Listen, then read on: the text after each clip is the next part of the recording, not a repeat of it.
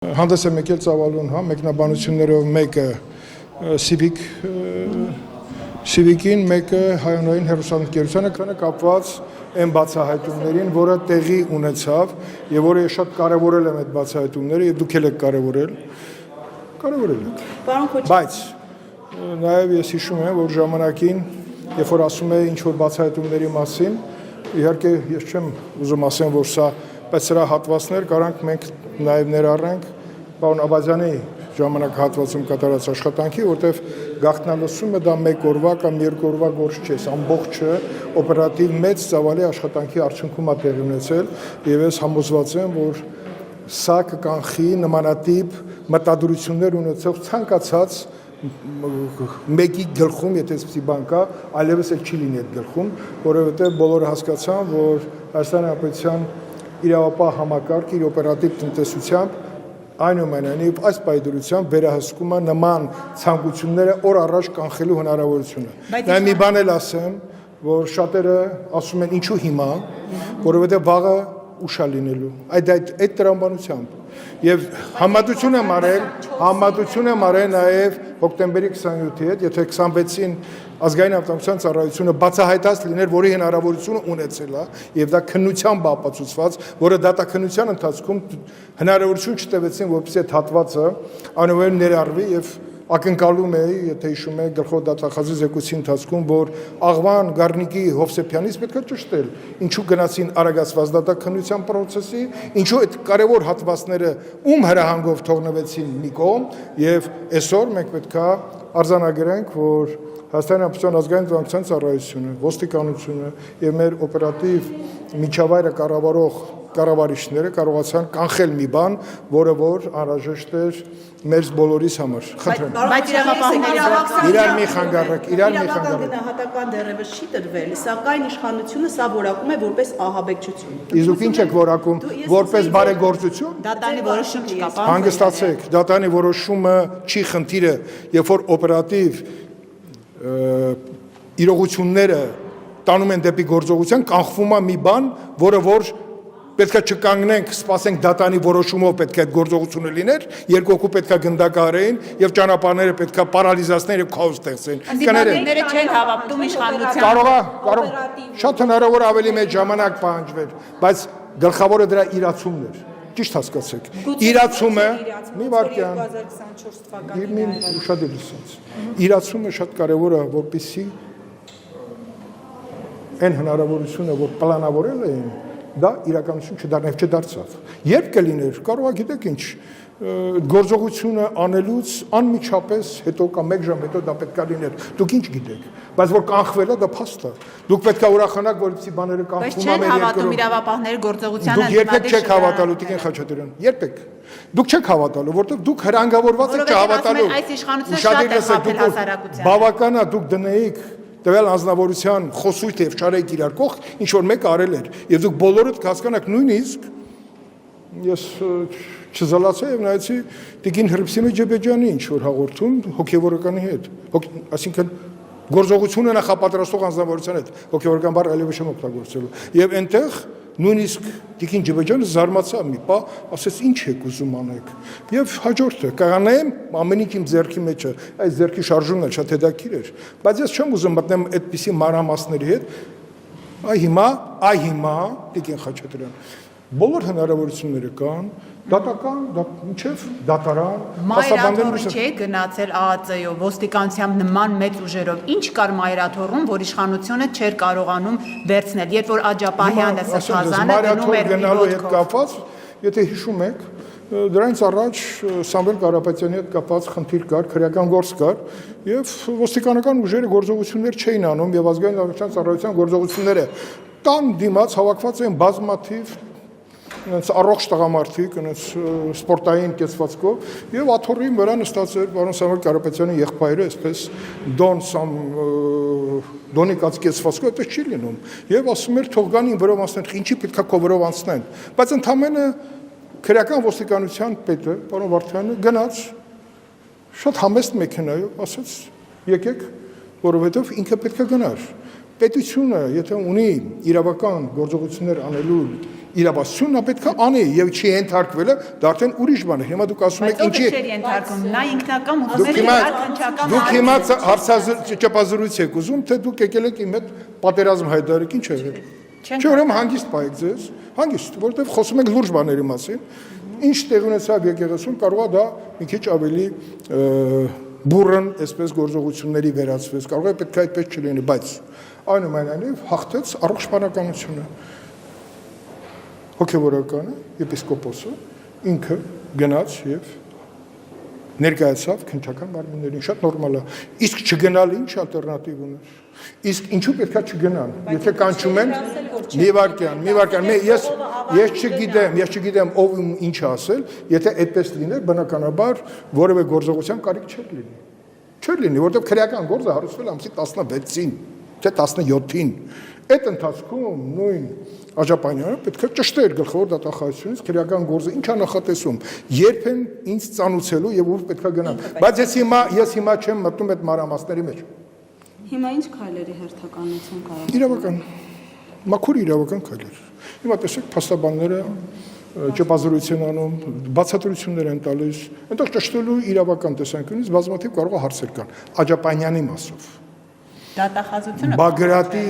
Գալստանյանի մասով ճշտելու ոչինչ չկա Սրբազան Աջապահյանի մասով 8 ամիս լավ առաջ նույն հայտարարության համար դատախազությունը հանցակազմ չէր տեսել ինչ պատահեց 8 ամիս հետո որ հանցակազմ տեսակ Ես կարծում եմ ես չեմ հանցակազմ տեսնողը դրա համար կա համացան մարմին հանձինից գլխավոր դատախազության եթե տեսել դուք առիթ կունենաք գլխավոր դատախազի ճշտեք ինչ որտեվ առաջին անգամ այդ հայտարարությունը անելու ընթացքում գուցե չեն տեսել բայց այդ հայտարարությունները եղել են պարբերաբար այդ պարբերականության մեջ արդեն կա միտում այսինքն գործողություն այդ գործողությունը կարող է միտված էր այն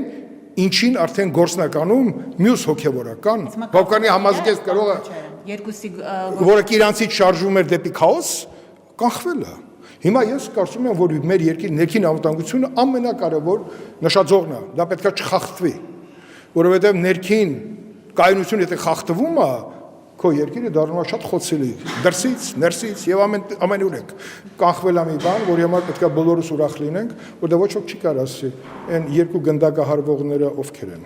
ում երեխաներն են եւ այդ քաոտիկ վիճակում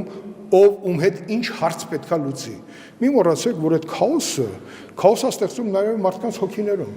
իսկ մեր հոգեվորականությունը պետք է այդ հոգիները ավելի մաքուր պահեր այդ գործողությունները պետքա տային տրվեին գնահատական ինչի՞ մեծինի գնահատական չտրվեց այն ամբողջ իրողություններին որի մեջ մեր երկիրը հայտնվել է թե մարտի 1-ին թե 27-ին թե ընդհանրապես այս ընթացքում մենք ուշով հետևում ենք ինչին եք հետևում այս զայնագրությունները հիմա էլ սկզբից ասում էին այո հատվածականը կոնտեքստից կտրված է հետո ինչ որ մեկը ասեց չէ դες մի ասա Ասա ընդհանրապես չի կարող չհամապատասխանի իրականությունը ChatGPT-ի վրա ենք գցում ինչ ChatGPT Շատ լավ դրա համար էլի կան իրավական գործընթացներ փորձականություններ որևէ խնդիր չկա եթե ինչ որ մեկը խեղաթյուրել է փաստերը նա կպատասխան կտա այսօրվա Հայաստանում այնուամենայնիվ գործ սարքելու պրակտիկան գոյություն չունի այդ գործ սարքելու պրակտիկան մենք տեսել ենք թե մարտի 1-ին թե նաև 27-ի ինչ որ փուլից սկսած մենք հիմա պետք է այս երևույթները ոչնչացնենք ոչնչացնել առելով դարձնենք չգործող որպեսզի ստեղծենք այնպիսի միջավայր որ մեր իրավապահ մարմիններն էլ վարժվեն ճիշտ փաստերի հիման վրա ճիշտ եզրահանգումների գալու Պարոն Քոչարյան, եթե իրավականից վերանանք, հունիսի 27-ին տեղի ունեցածին, երբ որ նայում եք 27-ին, երբ որ իրավապահները, այսպես ասենք, ասպատակեցին Վեհարանի եւ եկեղեցու վրա, եթե մարդկայնորեն նայում եք, օրինակ դուք ինչ էիք զգում այդ պատկերը տեսնելիս։ Հիմա իմ զգացողությունները ձեր ինչն է պետք։ Ինձ շատ հետաքրքիր։ Ես ուզում եմ ասեմ, որ եկեղեցու հետ իմ հարաբերությունները եւ հոգևոր սինոդի շատ անդամների հետ, որոնց գնահատում եմ որպես հոգևորականի, շատ խորն են։ Դուք այս տարիների ընթացքում տեսել եք իմ շփումները թե Երուսաղեմում, թե այստեղ, բայց ես չեմ ուզում անուններ տամ, որպեսզի չկանխեմ այն գործընթացը, որը պետք է տանի եկեղեցուն դեպի առողջացման, որ եկեղեցում հիվանդություններ կան, որը մեկը կասկածում է։ Բոլոր եկեղեցական միջոցառումներին, որ դուք առնչվել եք, դա մաքուր հոգևոր միջոցառումներ են եղել։ Չէ, ես այդ պատկերը պատկերը ես զգում եմ, որ զգացել եմ այն, որ ունենք չլուծված խնդիր, նաև այդտեղ, որտեղ պետք է չունենայինք։ Եվ վերջին հաշվով եկեղեցին պետք է այն բարձրության վրա լիներ, որ եթե երկրում կան խժդժություններ, եկեղեցում եւ հոգեվոր առաջնորդությամբ